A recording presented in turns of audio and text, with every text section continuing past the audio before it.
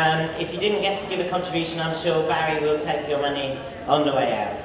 I'd like to welcome everyone to this closing rally. I'm going to get straight on to our speakers, as I think we've had a great day and we want to hear from our special guests up here now. First of all, I'd like to introduce a member of the Jeremy Corbyn for PM's social media team, who have been a massive help with today's event. She's also a member of the Momentum Steering Committee and is the events officer for the Jeremy for Labour campaign, Marcia Jane Thompson.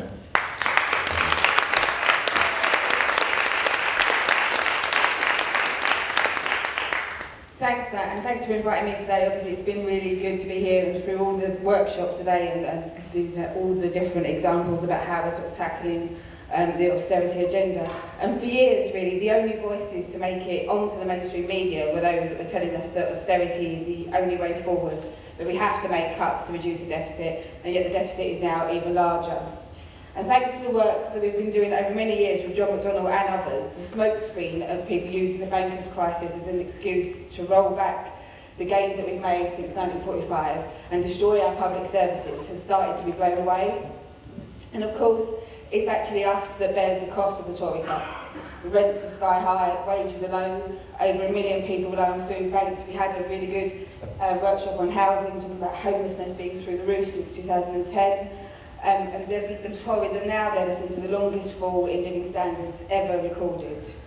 And we've got a housing crisis across the country, pinch points in Cornwall to Stoke to Scotland to London, and actually the Tories are completely in denial about this. And just this week in London, we saw Barking and Dagenham Council announce that there's a 50-year wait for social council housing in Barking and Dagenham. And Barking and Dagenham is the cheapest place to live in London, so if it's that bad in Barking and Dagenham, it gives you an idea of the scale across the rest of London. And I'm the Unison Branch Secretary in Havering, and the council there have made millions of pounds of cuts over the last few years. And in fact, we are now on schedule to have zero funding from national government within the next 7 years. Just last week, they just announced some more cuts to workers' terms and conditions, and we've got, on average, people losing about £6,000 as employees of Havering Council, including our teaching assistants that are losing about £2,000 a year, and obviously teaching assistants are already low-paid workers. And that's not just a position in Havering, which is a Tory authority, but it's across the country, and we've seen the Derby and the Durham teaching assistants on strike this week, so I'd ask everybody, if they haven't made a donation to the Derby and Durham teaching assistants strike, or to send them some solidarity, please do that, please have a look up at that. And this is, of course, the disproportionate impact on those cuts, not just as employees of the council, but on public services, is felt even more by women and BAME workers. And it's replicated across the country. We've heard Cat Smith, those of you who were here first thing this morning, Cat Smith talking about her Lancaster Council, where the Tories and Labour and Lib Dems have all signed a joint letter to national government saying, if you don't give us a fair funding formula for local government, actually some of the councils around us are going to be bankrupt within a few years. So of course, this isn't the fault of the Tories, is it? It's never their fault that there's no jobs and no housing and that we've got low wages. It's always someone else's fault.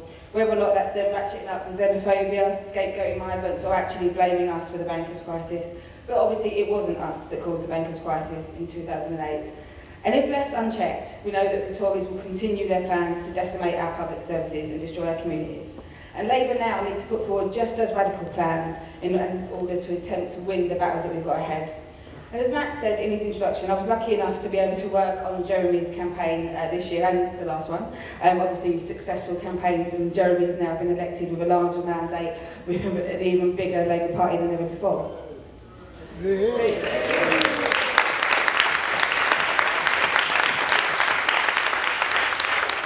the massive reason for Jeremy's both victories were the hope that he's offering people that there is an alternative, that we don't have to swallow the Tories' lies that austerity is necessary, and because of the hope it's given people around the country that the MPs of all stripes aren't just going to be wedded to all cuts.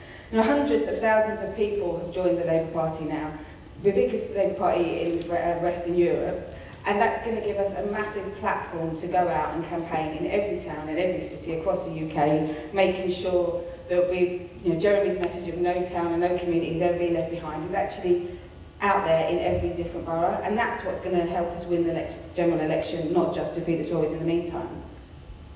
But we do need to learn a few of the lessons, I think, from that second leadership campaign.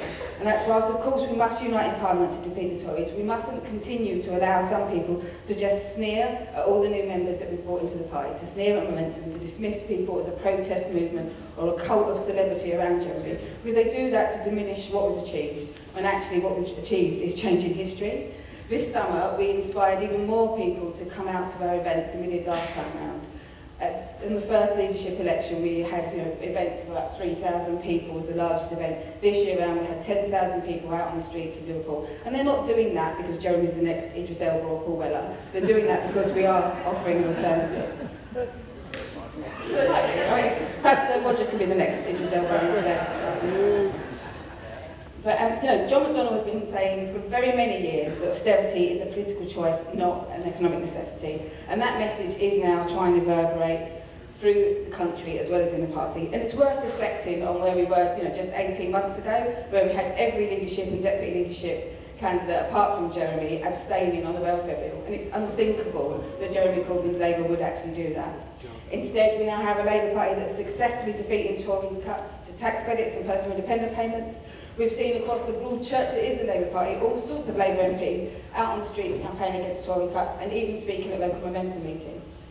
And let's face it, we are going to actually now have to step up our campaigning, because the attacks on Jeremy and John and all of us around him for having the audacity to challenge the status quo will continue. And we're only going to defeat them by actually carrying on and sustaining the effort, by holding events like this today, by Labour Assembly and Momentum and all of us working together to defeat and to fight and to save the gains we've got, but actually to move on and make some gains as well.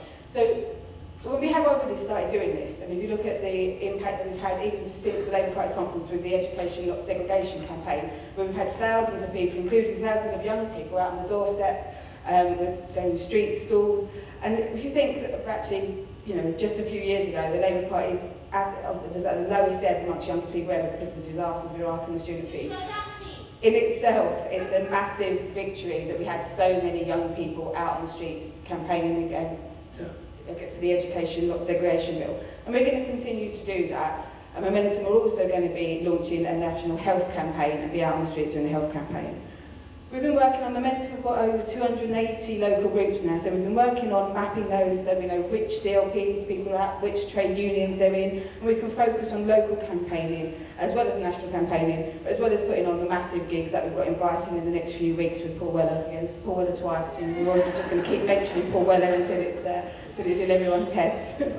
But the Labour Assembly and Momentum can link all of these campaigns, all of the issues that we've heard about today, all of the campaigns on the ground with local CLPs, with trade unions, with local councillors that are fighting the cuts, and with the MPs fighting in Parliament, all campaigning together to ensure that we defeat austerity. And as John's book from 2007 states, another world is possible, so let's work together to make it happen. And if you haven't already, please go and join Momentum. Thank you.